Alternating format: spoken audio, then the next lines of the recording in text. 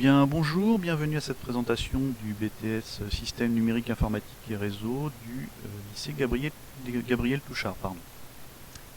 Donc, dans un premier temps, on va voir à qui s'adresse ce BTS. Donc, ce BTS, c'est principalement pour les gens qui viennent de STI 2D, peu importe hein, la spécialité hein, que vous avez.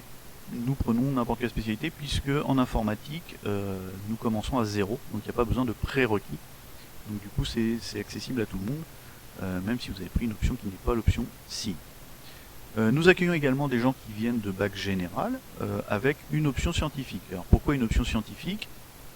Parce que ce BTS a une forte proportion justement scientifique, à savoir mathématiques et sciences physiques, ce qui lui permet justement d'avoir après des possibilités que n'ont pas d'autres BTS.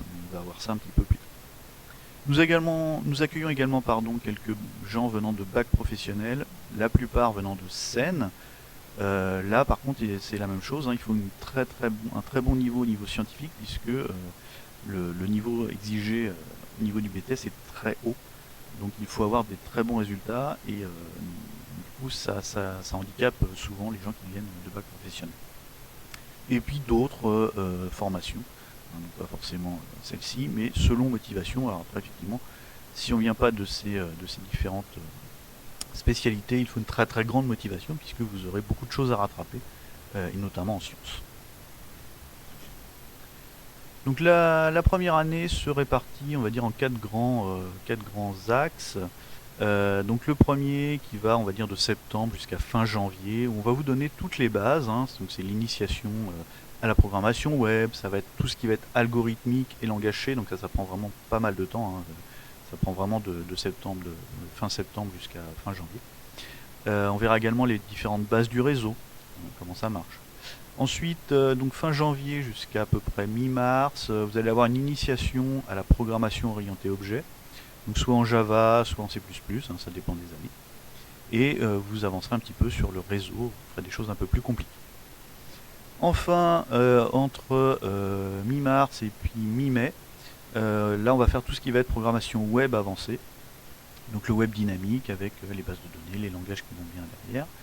Et on va vous préparer également à une épreuve qui est dite l'épreuve d'installation, pour laquelle on vous donnera un cahier des charges, on vous dira par exemple, je ne sais pas, on veut installer un point d'accès sécurisé dans une entreprise avec un filtrage, donc voilà. On vous donne le cahier des charges, on vous donne les logiciels qu'il faut, évidemment, et c'est à vous d'installer, de planifier, etc. Mi-mai, vous partez normalement en stage, donc stage que vous devez trouver vous-même. Stage d'entreprise qui doit être en rapport avec l'informatique. C'est pas forcément une entreprise qui fait que de l'informatique, hein, ça peut être, et c'est surtout la plupart du temps, une entreprise hein, qui a besoin d'un service informatique ou au moins d'un informaticien. Donc pour vous aider justement dans cette recherche de stage, vous allez avoir pendant toute la première période de septembre à décembre des heures dédiées en fait à comment on fait un CV, comment on fait une lettre de motivation. Vous allez avoir des coachings entre guillemets, des séances de simulation d'entretien, d'entretien d'embauche et du coup d'entretien pour un stage, hein, c'est la même chose. Donc pour vous aider évidemment à vous débrouiller pour trouver ce stage. Donc en première année, hein, ce que je disais, donc différentes choses, hein, vous allez avoir donc, le langage C qui va nous servir de base hein, pour tout ce qui va être algorithmique qu'on va retrouver dans tous les autres langages en fait, hein, c'est pour ça qu'on part sur ce langage là. Ici une petite simulation d'un digicode en langage Java, donc avec des interfaces graphiques. Donc tout ce qui va être web, donc la première partie ça va être simplement tout ce qui va être simplement mise en page, hein, des pages web, vous voyez, mais rien de dynamique derrière. Et la deuxième partie où là effectivement on aura des choses un peu plus dynamiques qui vont aller récupérer des informations dans une base de données qui vont vous permettre d'afficher par exemple ici on avait une carte avec les points qui symbolisaient l'emplacement des adresses des différents étudiants par exemple. Vous allez avoir une petite initiation à tout ce qui va être embarqué. Donc l'embarqué va être aussi l'occasion de, nous on utilise ce qu'on appelle des Raspberry Pi, hein, c'est une sorte de mini ordinateur. Ça vous permet d'avoir justement l'ensemble des droits possibles sur un système chose que vous allez avoir rarement l'occasion d'avoir sur les postes élèves. Hein, donc là, vous pourrez faire tout ce que peut faire un administrateur système, donc y compris des bêtises, mais ça sert aussi à ça, se tromper pour voir ce qu'il ne faut pas faire. Enfin, au niveau réseau, donc ici vous avez une photo un petit peu de ce qu'on fait. Donc on intervient dans ce qu'on appelle les baies de brassage. Donc ça c'est pour l'aspect manuel, mais vous allez aussi avoir l'aspect configuration des équipements. Donc on a une particularité au niveau de notre BTS, c'est que, au niveau du lycée Touchard en tout cas, c'est que nous sommes agréés à Académie Cisco System. Donc on peut vous préparer à la certification professionnelle CCNA 1, donc CCNA 1 qui va simplement attester que vous êtes capable d'intervenir, de comprendre et de configurer les différents équipements d'un réseau.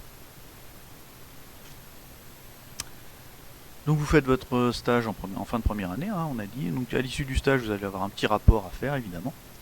Et vous arrivez en deuxième année, où là c'est très scindé. Vous allez avoir c'est très clair. Donc de septembre à décembre, ça va être tout ce qui va être apport de connaissances, et ça va s'arrêter là en fait. Votre année en informatique, en tout cas au niveau apport de connaissances, ça va s'arrêter en décembre de votre deuxième année.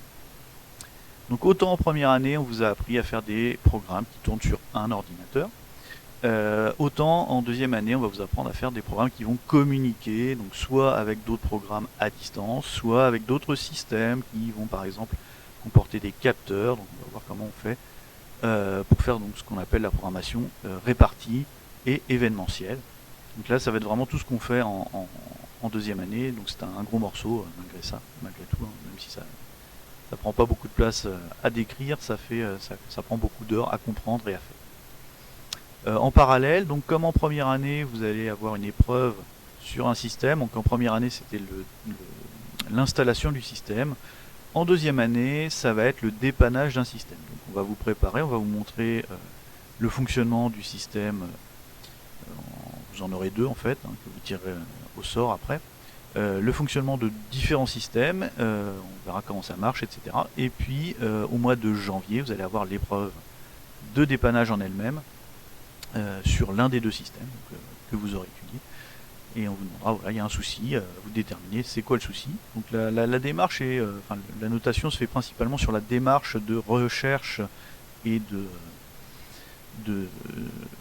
on va dire de documentation de comment vous allez trouver la panne, plutôt que de trouver réellement la panne. Puisque si vous réparez le système et que vous êtes incapable de nous dire comment vous l'avez fait, du coup c'est pas réutilisable, donc ça ne nous intéresse pas. Donc voilà, donc ça c'est ce qu'on fait jusqu'à décembre et début janvier. Et au mois de janvier, toutes les heures d'informatique sont converties en heures de projet. Donc c'est des projets qui se font par groupe de 3 à 5 étudiants. Vous allez avoir donc toutes les phases d'un projet classique: analyse, conception, réalisation, test, intégration, avec différentes revues. Donc les projets sont issus pour la plupart du temps d'industriels que nous voyons en fait quand on va vous voir quand vous êtes en stage en fin de première année. Donc, souvent, donc du coup il y a un petit rapport entre ce que vous avez fait en stage et l'un des projets que vous pourriez avoir en deuxième année. En parallèle, on vous prépare à l'épreuve écrite. C'est une épreuve écrite qui dure 6 heures au niveau informatique et qui regroupe de l'informatique et des sciences physiques. Donc on verra un petit peu le découpage après. Donc le projet informatique en deuxième année regroupe envers tous ces mécanismes-là, c'est-à-dire vous allez avoir de la programmation, des interfaces graphiques à faire forcément. Il va forcément y avoir de la communication via le réseau, parfois via des réseaux industriels. Dans quasiment tous les projets, il y a une petite partie développement web ou embarqué, donc soit sur smartphone, tablette ou d'autres équipements.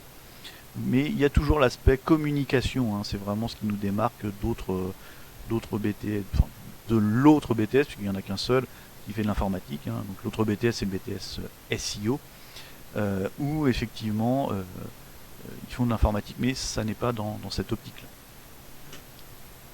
Donc quelques exemples de projets que nous avons fait ou que nous faisons en deuxième année.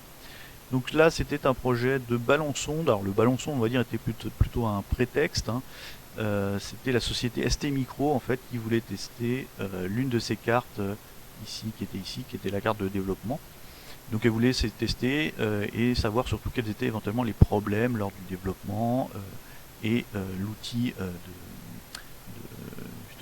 de développement et de compilation, pour savoir quels étaient les freins et ce qui pouvait clocher un petit peu. Donc sur la carte, on pouvait brancher différents équipements, tels que des capteurs de pression, d'humidité, de température. On pouvait également mettre un GPS, un GSM. Donc c'est ce que nous avons fait. Et donc nous n'avons pas travaillé sur la partie électronique proprement dite. Nous, notre partie, c'était vraiment l'aspect réception des signaux et justement interfacé pour avoir le positionnement du ballon en temps réel, ainsi que les différentes courbes liées aux différents capteurs. Donc là on avait température externe, ça devait être la pression, et ça devait être l'altitude. Voilà, donc on voit bien effectivement une corrélation entre la pression et l'altitude. Plus l'altitude augmente, plus la pression diminue, etc. Autre projet, c'était la société Barbet de Vaux, qui est spécialisée dans l'installation d'alarmes sur des sites un petit peu déportés, des entrepôts, des choses comme ça. Et donc leur problématique était que lorsqu'une alarme se déclenche, il fallait envoyer quelqu'un sur place. Et donc parfois le clavier qui permettait de désactiver l'alarme, qui est ici, n'était pas forcément très facile d'accès. Donc l'idée était de pouvoir, pour la personne qui intervient, intervenir sur ce clavier sans être vraiment à côté du clavier, et donc avoir une possibilité via par exemple son smartphone de reproduire, d'intervenir sur le clavier sans être vraiment physiquement sur le clavier. Donc c'est ce qu'on nous a demandé. Donc on a interfacé le clavier réel avec une petite carte Raspberry Pi qui faisait un peu le pont entre le smartphone et puis le système réel. Et donc on a reproduit l'équivalent complet du clavier sur le téléphone. Et donc chaque action sur le téléphone avait la même action sur le clavier. Donc permettait de désactiver à distance l'alarme. Autre projet, c'était avec le lycée Sud. Donc le lycée Sud a une section automobile très conséquente qui va de première année de bac professionnel jusqu'à une licence professionnelle. Donc ça va de bac -3 à bac +3. Et donc ils avaient une double problématique, c'est que donc ils ont des très grands garages, donc forcément beaucoup d'outils qui sont empruntés par beaucoup de personnes. Et donc leur double problématique était dans un premier temps le suivi justement de qui a emprunté quoi et où est-ce que ça se trouve. Et l'autre problématique était plus pour les premières années qui sont dans ces sections-là, qui ne connaissent pas forcément les outils. Donc quand on leur dit, je sais pas, va me prendre une clé dynamométrique, ils regardent gentiment, mais ils savent pas à quoi ça ressemble. Donc ils voulaient un outil où l'étudiant pourrait dans l'atelier en fait taper le nom de l'outil, et du coup il a le visuel de l'outil, et il sait également si l'outil est disponible au niveau du magasin ou pas.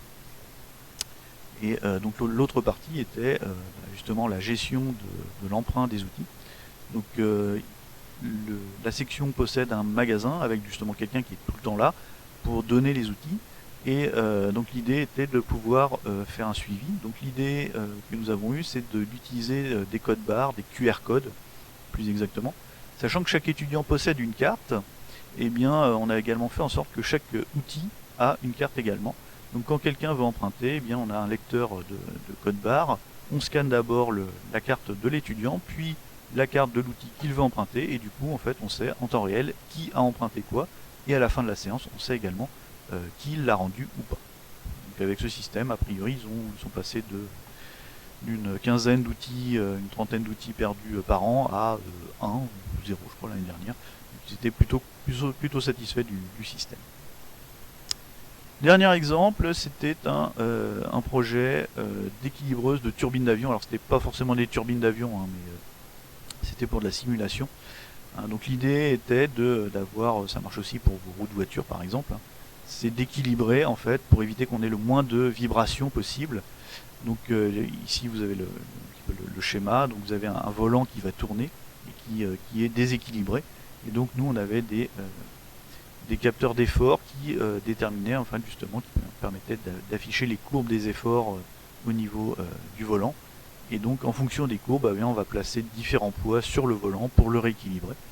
Donc nous, une fois encore, nous n'intervenons pas au niveau de tout ce qui est électronique, nous récupérons simplement les informations via ce petit boîtier d'acquisition et nous les traitons pour avoir un rendu visuel et graphique. Dans tous ces projets-là, on voit qu'on a de la communication. Donc là, c'est des communications par liaison USB. On a quasiment tout le temps un système à piloter ou à superviser. Donc que font nos étudiants après ce BTS SNIR? Donc la grande majorité va poursuivre au moins une année pour se spécialiser. Hein, on voit à peu près 10% des étudiants vont en vie active. Vie active, donc les activités professionnelles directement après ce BTS sont souvent de la hotline, technicien de maintenance au niveau des réseaux, parfois du développement web, ce genre de choses. Les meilleurs vont intégrer directement des écoles d'ingénieurs. Quand je dis directement, c'est-à-dire qu'ils arrivent à année numéro 3, d'accord, ils passent pas par une année supplémentaire de prépa. Nos étudiants peuvent faire ça parce que nous avons un très bon niveau au niveau mathématiques et sciences physiques, et donc ce qui permet d'intégrer directement sans passer par une prépa. Et la très grande majorité va soit, donc là c'est pour les 15%, faire une licence professionnelle, donc une année supplémentaire pour se spécialiser, donc en développement logiciel, sécurité, multimédia, technico-commercial ou autre chose. Et une très grande majorité actuellement poursuit sur des formations avec de l'apprentissage et de l'alternance. Donc ils vont de bac plus 3 à bac plus 5 sur des organismes tels que le CESI, l'ENI et d'autres. Au niveau répartition horaire, donc c'est des semaines classiques, 32 heures à peu près. Donc en première année et en deuxième année, que ce soit en culture générale, donc c'est français, vous avez également 2 heures d'anglais. À l'anglais se rajoute une heure dite d'ESLA, donc ESLA pour l'enseignement de spécialité en langue anglaise. Vous allez avoir donc du coup deux enseignants, un enseignant d'anglais, donc sûrement la plupart du temps le même que celui que vous avez classiquement, et un enseignant d'informatique. Et donc vous allez faire de l'anglais, enfin de l'informatique mais en anglais. Vous allez avoir 3 heures de mathématiques et 6 heures de sciences physiques. Donc, au total 9 heures de sciences en première année. Donc, en deuxième année, ça va diminuer un peu, mais pas tellement. Vous allez passer à 7 heures de sciences au total. Donc ces heures de sciences, c'est ce que je vous disais, ça permet de pouvoir poursuivre très facilement après. En informatique, donc en première année 14 heures. Donc sur les 14 heures, vous avez 10 heures de travaux pratiques. En deuxième année, 17 heures. Sur les 17 heures, vous allez avoir 13 heures de travaux pratiques. À cela va s'ajouter 2 heures d'accompagnement personnalisé qui vont correspondre souvent à de l'informatique. Parfois, ponctuellement, vous pourrez éventuellement faire d'autres choses, par exemple de la physique ou des mathématiques si vous avez des difficultés, mais principalement ça va être de l'informatique. Au niveau évaluation, donc vous allez avoir différentes situations d'évaluation qui vont être la plupart en cours de formation, c'est-à-dire que ce sont vos enseignants qui vont vous évaluer pour l'épreuve finale. Donc c'est notamment le cas en anglais, vous allez avoir 2 situations. C'est le cas en mathématiques, vous allez avoir 2 situations, une en première année, une en deuxième année. Donc, dont une qui va se passer entre autres sur machine. On va vous demander par exemple sur des logiciels GeoGebra de faire certaines choses, ou d'autres logiciels, c'est juste un exemple. Vous allez avoir donc les 2 épreuves dont je vous ai parlé tout à l'heure, donc celle de première année qui est l'épreuve d'installation qui va durer 12 heures, et puis en deuxième année l'épreuve de dépannage qui dure 4 heures. Vous n'allez avoir que 2 épreuves terminales à l'écrit, qui sont l'épreuve de culture générale qui dure 4 heures, donc ça intervient souvent mi-mai, et à la suite vous allez avoir l'épreuve écrite informatique et sciences physiques, donc F5 tout de même, qui dure 6 heures. Donc sur les 6 heures, on vous dit souvent, donc on vous donne les 2 sujets, informatique et sciences physiques. Vous allez avoir donc à répartir votre temps comme vous le voulez. On vous conseille généralement de faire 2 heures pour la science physique et 4 heures pour l'informatique. Enfin, vous allez avoir par rapport à votre stage de première année un rapport à faire qui va être la base pour une épreuve orale. Donc c'est une épreuve de communication. Donc même si votre stage c'est un stage technique, on ne va pas noter la technique. Vraiment, on peut vous interroger dessus, mais ce n'est pas ça qui va être noté. C'est plus votre capacité à vous exposer, à vous exprimer, pardon, à exposer clairement ce que vous avez fait, ce qui s'est passé, et éventuellement à des gens qui ne sont pas forcément techniciens. Et enfin, vous allez avoir des épreuves de projet. Donc ici, on voit un coefficient qui est 3 plus 3. Pourquoi? Parce que les 3 premiers vont correspondre aux 3 revues de projet que vous allez faire en notre présence et celle de l'industriel. Et les 3 autres points sont l'épreuve orale finale que vous allez avoir au mois de juin face à un jury venant de l'extérieur. C'est des épreuves qui durent 1 heure à l'oral. Donc au total, ça vous fait un coefficient de 6. Une très très très grosse épreuve. Donc je vous disais donc tout à l'heure qu'on avait une différence par rapport à l'autre BTS qui est le BTS informatique SEO, pardon. C'est que quand vous faites un BTS SEO, vous allez avoir vous allez avoir donc du coup à choisir entre réseau et programmation. Nous on fait les deux tout le temps. Autre grosse différence, c'est que nous, toutes nos heures que nous faisons en sciences, c'est-à-dire en sciences physiques et mathématiques, en BTS SEO, elles seront transformées en heures d'économie et gestion. C'est vraiment un BTS tertiaire SEO. Donc du coup, en fait, ces heures que vous ne faites pas en sciences, si vous le faites en SEO, font que vous pouvez poursuivre assez facilement en faisant une année supplémentaire après votre BTS. Par contre, si vous souhaitez poursuivre plus, vous allez être quasiment obligé de passer par une année de prépa spécialisée BTS, donc une ATS, ce qui vous fait perdre entre guillemets 1 an pour rentrer éventuellement dans une école d'ingénieur. Tous nos cours sont disponibles en ligne, donc cours TD, TP, sont disponibles en ligne sur l'adresse qui apparaît à l'écran ici. C'est disponible tout le temps. Gros avantage, c'est que si vous êtes absent, vous pouvez quand même voir ce qu'on a fait et puis éventuellement le rattraper. Donc on va dire aller voir ce site. Donc il se présente sous cette forme là. Donc c'est une bête arborescence entre guillemets. Donc première année, deuxième année, puis différents éléments. Donc quand on regarde ici, voilà, donc on a première année. Vous allez avoir par exemple sur le Java ce qu'on fait, donc vous avez les présentations, comment on configure l'outil pour que ça fonctionne, les différents TD, etc. Donc ça permet de pouvoir, si on travaille sans papier, on ne demande jamais d'apporter vos cours pour alourdir votre cartable, tout est toujours en ligne et vous y avez accès tout le temps. Nous avons également un outil qui permet de faire de l'auto-évaluation. C'est ce qu'on appelle le Moodle. Le Moodle, ça se présente ainsi. Donc quand les étudiants se connectent, donc ils ont le choix des chapitres. Donc là par exemple on peut prendre le langage C. Et donc on a différents chapitres avec différents tests. Donc les tests sont faisables autant de fois que nécessaire. Donc vous pouvez le faire jusqu'à avoir 100%, c'est le but du jeu d'ailleurs. Donc par exemple on va faire lire-écrire en C. Hop là, donc on fait une nouvelle tentative et donc on a différentes questions. Donc là par exemple on a un algorithme et puis on nous demande de voilà, comment cet algorithme je le traduis en langage C. Et donc on peut vérifier au fur et à mesure. Là il me dit voilà, le résultat attendu n'est pas le bon. Donc il y a des erreurs. S'il y a des erreurs de syntaxe, il va me le signaler. Et donc je peux refaire ce test là autant de fois que je le veux. On a également des petites questions, voilà, des questions avec des trous pour remettre des mots-clés. Donc ça permet entre guillemets de c'est plus ludique que d'apprendre par cœur le cours. Donc là ça vous oblige un petit peu à réfléchir et du coup ça vous permet d'apprendre en fait sans vraiment vous en rendre compte au final. Le but du jeu étant d'avoir 100% à la fin. Il va de soi que s'il y a des exercices que vous n'arrivez pas à faire, l'idée c'est de venir nous voir lors justement des heures d'accompagnement personnalisé pour pouvoir en fait qu'on voit ensemble qu'est-ce qui coince et qu'on trouve une solution ensemble.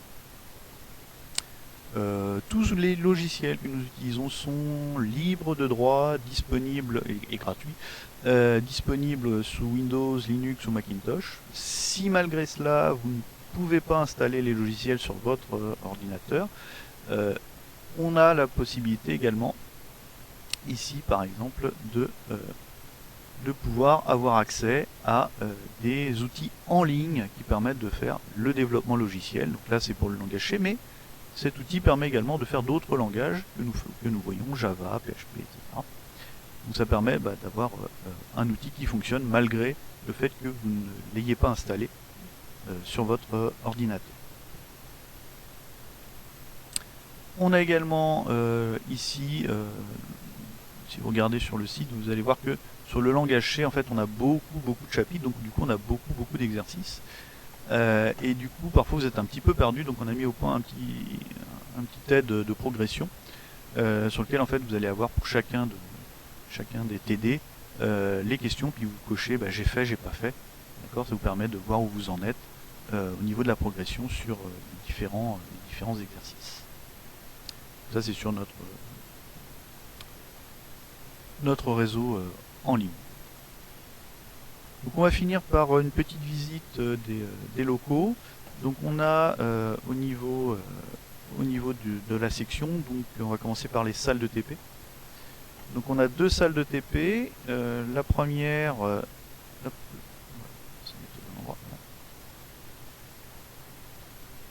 donc une salle de TP. Donc chaque salle de TP en fait est équipée de tulipes. Donc là il y avait des étudiants de deuxième année qui travaillent sur un des projets que nous faisons. Donc c'est un projet de casier, un petit peu comme les casiers Amazon. Je ne sais pas si vous connaissez, en fait, vous commandez, puis vous dites je veux le récupérer je sais pas, à Auchan ou à Leclerc, et puis vous arrivez, vous avez un code, hop, ça ouvre le casier, puis vous récupérez votre colis. Donc là en fait on veut un peu la même chose pour les étudiants du lycée, pour qu'ils puissent récupérer des équipements, une blouse, des choses comme ça. Donc on nous a demandé de faire un projet un petit peu dans ce style. Donc nous on architecture ça un petit peu autour d'un mini ordinateur qui est le Raspberry Pi, voilà, avec un écran intégré. Donc là c'est l'écran tactile intégré. Donc on voit vous avez des tulipes de 3 ou 4 ordinateurs à chaque fois. Donc les ordinateurs, vous avez deux écrans. L'avantage c'est que en fait avec ces deux écrans, d'un côté on peut avoir le sujet et de l'autre l'outil de développement.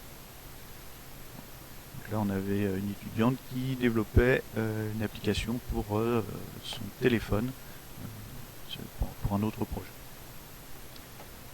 Donc on a deux salles comme ça, donc on a à chaque fois 4 tulipes, ce qui permet d'avoir à peu près 12 étudiants par salle. Nous avons deux salles, ce qui nous permet d'avoir 24 étudiants. Autre salle, c'est la salle pour les manipulations réseau, donc c'est une salle dédiée, des ordinateurs évidemment. Et en fait chaque ordinateur est relié à différentes prises réseau qui sont cachées, qui sont derrière. Donc ici vous avez les différents câbles qui permettent de faire les branchements. Alors, je vous disais on est Académie Cisco, donc on a le petit blason là. Donc là c'était au tableau, c'était une configuration d'un des équipements. Et donc les différents équipements sont, donc on le fait en virtuel mais également en réel, et donc on a ici les différents équipements. Donc ici vous avez les différents switches, ce qu'on appelle, qui permettent de brasser, donc mettre les câbles entre eux pour que ça fonctionne. Et puis en dessous vous avez les routeurs, et encore en dessous les différents serveurs. Et donc nos étudiants vont intervenir sur ces différents systèmes en première année. Donc c'était Cisco. Donc voilà qui termine la présentation. Donc pour les infos pratiques, la section c'est 24 étudiants normalement. Au niveau des questions qu'on nous pose souvent, c'est quel dossier il faut. Il faut être au moins, si vous êtes en STI 2D, au moins moyen en maths et physique. Si vous venez d'une section plus scientifique, idem, faut au moins avoir la moyenne. Si vous venez de section de bac professionnel, il faut être très bon en maths et physique. C'est les conditions. Ensuite, nous regardons beaucoup les appréciations sur les motivations, sur le comportement. Ça fait vraiment partie des critères de choix pour être classé dans les premiers au niveau de Parcoursup. D'accord. N'hésitez pas dans Parcoursup, si vous êtes passé nous voir cette vidéo, en tout cas pour montrer que vous êtes motivé, dire voilà dans la lettre de motivation, bonjour, je m'appelle un tel, j'ai vu votre vidéo de présentation sur le site, histoire qu'on voit que vous ne venez pas ici par hasard. C'est aussi une bonne façon de vous faire remonter un peu le dossier par rapport à un dossier lambda. Et puis voilà, vraiment les critères de choix se basent vraiment sur le comportement, donc les appréciations. Donc, on aura tendance à plutôt prendre quelqu'un qui essaie de faire des efforts mais qui a des difficultés, plutôt que quelqu'un qui en fait réussit sans rien faire et du coup est moyen. On attache beaucoup d'importance à la motivation et au comportement qui va derrière. Et puis, en second plan, évidemment, on va essayer de privilégier les gens qui sont, on va dire, à côté, hein, plutôt sur le bassin local, ce qui est un petit peu normal, hein, vu qu'on n'a que 24 places. Ça fait partie des différents critères. Et autre critère, bah, si vous pouvez rajouter, hein, dans votre lettre de motivation ce que vous avez déjà fait, ce qui vous intéresse, etc. Voilà, est-ce que vous avez d'autres choses? Non, c'est à peu près tout. Donc voilà qui clôture la présentation. Et puis, en espérant qu'on se reverra un jour en visu, en réel et autrement qu'en visu. Voilà, merci à vous pour votre attention. Au revoir.